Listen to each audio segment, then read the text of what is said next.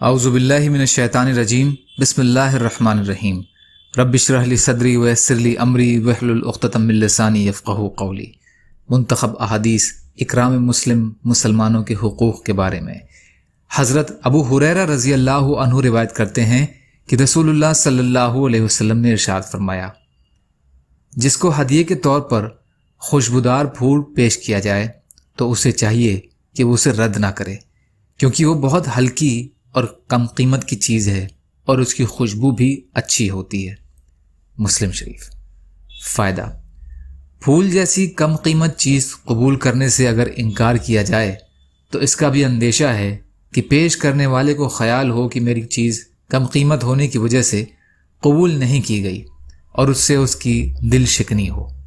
معارف الحدیث۔ حضرت عبداللہ بن عمر رضی اللہ عنہ روایت کرتے ہیں کہ رسول اللہ صلی اللہ علیہ وسلم نے ارشاد فرمایا، 3 چیزیں رد نہیں کرنا چاہیے: تکیہ، خوشبو اور دودھ۔ تکیہ، خوشبو اور دودھ۔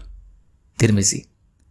حضرت ابو امامہ رضی اللہ عنہ سے روایت ہے کہ نبی کریم صلی اللہ علیہ وسلم نے ارشاد فرمایا، جس نے اپنے مسلمان بھائی کے لیے کسی معاملے میں سفارش کی، پھر اگر اس شخص نے اس سفارش کرنے والے کی سفارش کے عوض میں کوئی ہدیہ پیش کیا اور اس نے وہ ہدیہ قبول کر لیا تو وہ سود کے دروازوں میں سے ایک بڑے دروازے میں داخل ہو گیا۔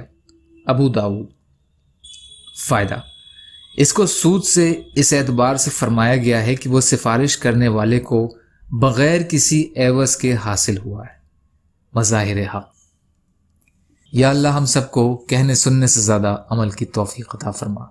یا اللہ جو مظلوم ہیں ان کی مدد فرما، جو بیمار ہیں انہیں صحت عطا فرما، جو قرض میں ہیں ان کے قرضوں کو ادا کرا دیجئے۔ یا اللہ جو بے روزگار ہیں ان کو روزی سے لگا دیجئے۔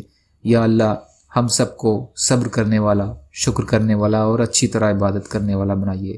یا اللہ ہمارے سب سے اچھے اعمال ہمارے آخری اعمالوں کو بنا دیجئے۔ یا اللہ تمام مسلمان جو دنیا سے چلے گئے، یا اللہ آپ ان کی مغفرت فرمائیے، ان کو عذاب قبر سے بچائیے، ان کو قبر کی ہولناکیوں سے بچائیے۔ یا اللہ ہم سب کو بھی عذاب قبر سے بچائیے، فتنہ دجال سے بچائیے، زندگی اور موت کے فتنوں سے ہماری حفاظت فرمائیے۔ یا اللہ جو مانگا وہ بھی عطا کر دیجئے، جو بھول گئے ہوں اپنے فضل کرم سے عطا فرمائیے۔ برحمتک یا ارحم الراحمین۔ لا الہ الا اللہ محمد رسول اللہ۔ السلام علیکم۔